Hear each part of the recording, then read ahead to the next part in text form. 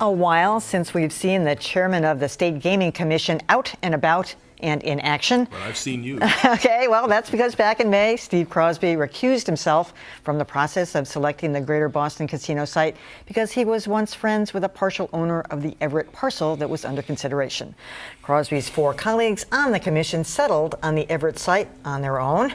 And now that the casino law has cleared the referendum hurdle, Steve Crosby is back to active duty. And here's proof. He joins us right here. Thank you for having me. Glad to be here. Was it hard for you, first of all, to be silent, inactive? It was. Well, several were months. lots of other things going on, by the way, so I had plenty of things to do. Lots of research projects and regulations we're writing and problem gambling to deal with and so on and so forth. But this was a big decision, and it was challenging and interesting, and we're 5 commissioners who sit right beside each other.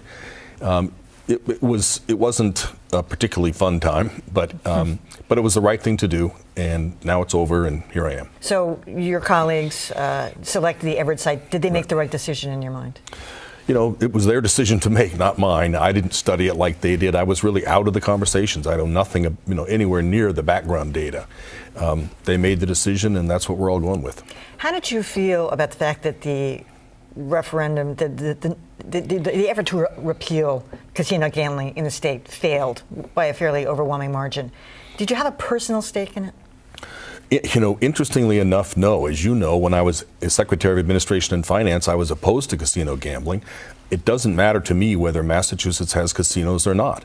I think on balance, it's the right way to go because it's all over the place now and it's next door and we do the lottery and all that.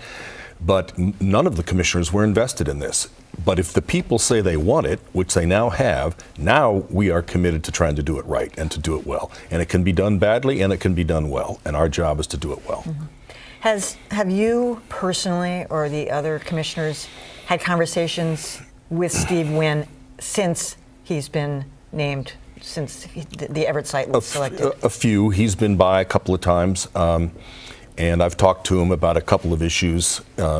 So we're now on the same side of the table. Mm-hmm. I mean, at least in terms of implementing this and in trying to make sure that the rules are adhered to, that they get all their permitting done and so forth. So we are comfortable talking with our licensees now that the decision making is over. Not a lot, but on important issues. We learned today through the Boston Globe that Steve Wynn reached out to Boston Mayor Marty Walsh, which is probably the right thing to do.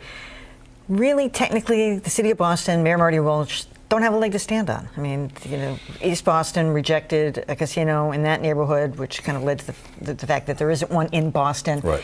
But should there be some kind of a host partnership in your mind? Should some concessions be made?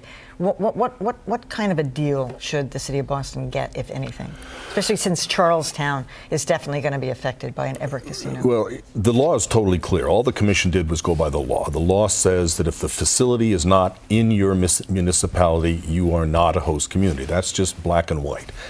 And if people disagreed with that, I'm sure there'd be lawsuits, and there aren't lawsuits on that point. So that was straightforward. But the law is also clear to say any negative consequences that a casino will have on your community must be paid for and compensated for in advance of going forward.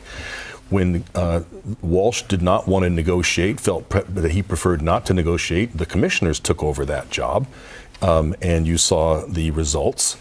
But the city still has a lot of muscle. They have to approve the traffic plans. To make it simple, they will have to approve the traffic plan that's Sullivan Square, for Sullivan Square, and that the Commission and the State Department of Transportation sign off for. They cannot go forward without the city involved in this. And I think Mayor Walsh was gracious in the Herald the other day, saying he's prepared to talk now that the people have spoken, and Wynn is certainly prepared to talk. So hopefully, this crisis in Sullivan Square, which has been here for 15 years, it's not just about the casino. This has been chaos for years.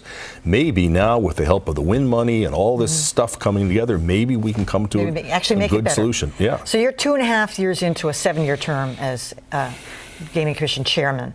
I assume you've met with Charlie Baker. Have you not yet? I mean, you know him from... I know him somewhat. No, I haven't met with him since. I mean, he's got a lot of things on his priority. Can he boot you out, or if he doesn't?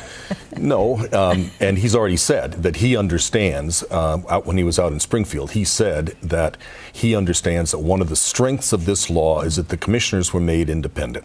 We're appointed by the governor and the attorney general and the treasurer, so nobody controls it. My term, as you said, is a 7-year term, and he respects the fact that the independence of the commission is the right thing to do. On the other hand, he's the governor and a very capable governor, and we would, of course, listen to him on anything he wanted to talk to us about. But I think he understands being respectful of the commission's independence. Of course, you've also walked both sides of the party aisle, so he should no doubt respect that too, right? Right. Well, let's hope anyway. Right. All right, Stephen Crosby, glad to have you back. Thank you. Glad to be here. Appreciate it.